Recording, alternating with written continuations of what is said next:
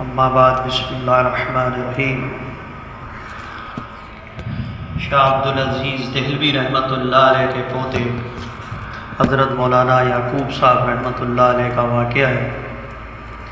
جیسے حضرت شاہ عبدالعزیز دہلوی رحمۃ اللہ علیہ بڑے اللہ والے گزرے ہیں، اسی طرح حضرت مولانا یعقوب دہلوی صاحب رحمۃ اللہ علیہ بھی بہت بڑے اللہ والے گزرے اور بڑے محدثوں میں نام آتا ہے۔ حضرت ایک بار بازار گئے اور سودا سلف خریدا اور گھر کی طرف ہو لیے۔ گھر کے نزدیک پہنچے تو ایک بدوئی آیا اور اس نے ان کے ہاتھ سے تھیلا چھینا اور یہ جا اور وہ جا۔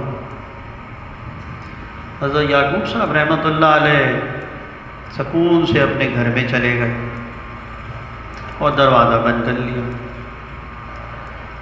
اب یہ جو بدوئی جس نے چور نے ان کا تھیلا چھینا تھا، یہ جب گیا تو گھوم کے جہاں سے یہ چھین کے بھاگا وہیں پہ گھوم کے آ جاتا۔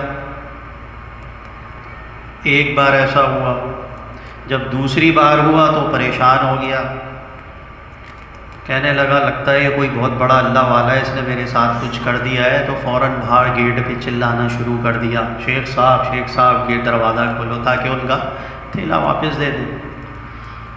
اندر سے کوئی آواز نہیں آئی، پھر بھاگ گیا کہ چلو یہ تو کھول ہی نہیں رہے، بھاگ جاتا ہوں۔ پھر تھیلا لے کے بھاگا، پھر گھوم کے وہیں آ گیا۔ اب رونے پیٹنے لگ گیا، چلانے لگا، ارے محلے والوں دیکھو مجھے تباہ کر دیا، مجھے برباد کر دیا۔ اب محلے والے باہر آ گئے، جمع ہو گئے، کہنے لگے بھائی بہت بڑے اللہ والے ہیں، کن کے بارے میں ایسی باتیں کر رہے ہو تم، اول فول پکڑو، تباہ کر دیا، برباد کر دیا۔ تو اس نے اپنا پورا ماجرا بتایا، میرے ساتھ یہ ہوا، میں اس طرح ان کا جو ہے وہ تھیلا لے کے بھاگ گیا تھا سارے سامان کا، اور میں جہاں جاتا ہوں مجھے کچھ نظر ہی نہیں آتا، گھوم کے وہیں آ جاتا ہوں۔ اب حضرت کو محلے والوں نے بلایا اور کہا حضرت اس کو معاف کر دیں، اس سے تھیلا آپ واپس لے لیں، دینے آئے۔ تو حضرت نے کہا مجھے بڑا افسوس ہوا جب یہ تھیلا لے کے مجھ سے بھاگا، تو میں نے کہا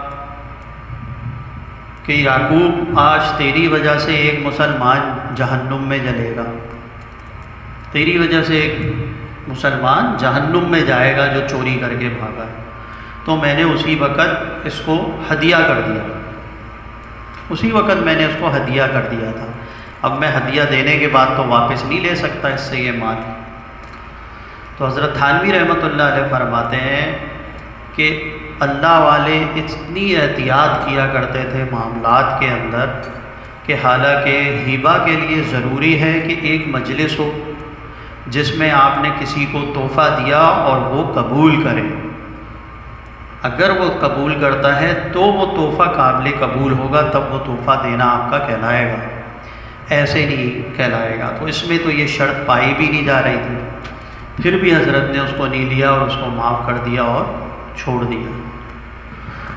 تو آج کا تو دور ایسا ہے کہ لوگ جو ہے دوسروں کے مال چیزیں غصب کر لیتے ہیں، جائیدادوں پہ قبضہ کر لیتے ہیں، تو آخرت والے دن کیا بنے گا؟ کیا آخرت انسان کی سنورے گی؟ مرتے کے بعد ہی جو ہے، مرنے سے پہلے ہی جو ہے اللہ کی پکڑ آنا شروع ہو جاتی ہے۔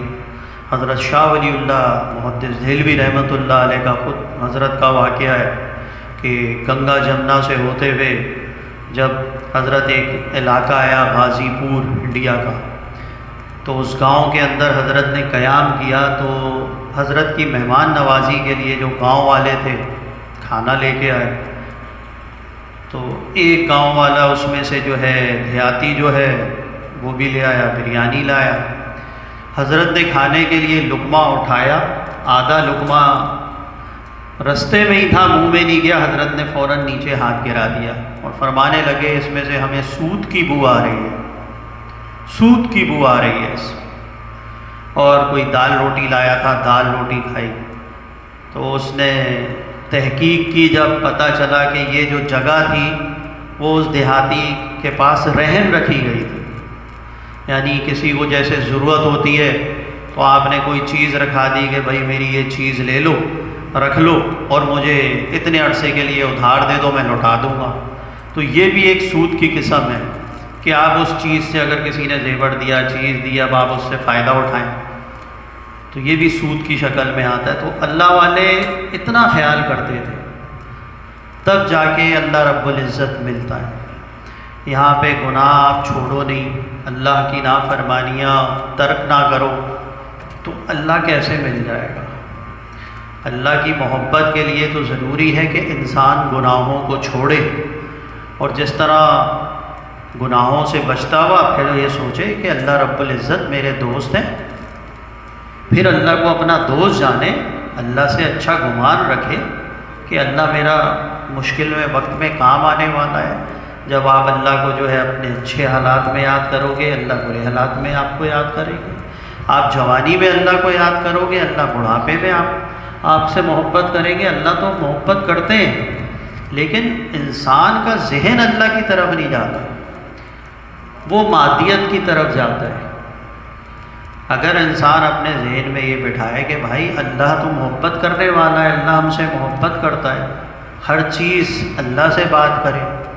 حضور پاک صلی اللہ علیہ وسلم نے اپنی زندگی مبارک کو 3 حصوں میں جس طرح ڈیوائیڈ کیا تھا کہ تمام لوگوں کے لیے، میل ملاپ کے لیے، گھر والوں کے لیے، اور تنہائی میں، تو تنہائی میں وقت نکالے، تنہائی میں وقت نکال کے بیٹھے، اللہ سے دعا کرے، اللہ سے بات کرے، اپنے مسئلے اللہ کو بیان کرے۔ اللہ رب العزت تو سمیع علیم ہے، تو ان چیزوں سے تعلق میں اللہ حاصل ہوتا ہے، اللہ کا قرب حاصل ہوتا ہے، اسی سے اللہ کی محبت حاصل ہوتی ہے۔ اور اصل چیز یہ کہ انسان کو اللہ کی معرفت حاصل ہو جائے، اس کی محبت حاصل ہو جائے۔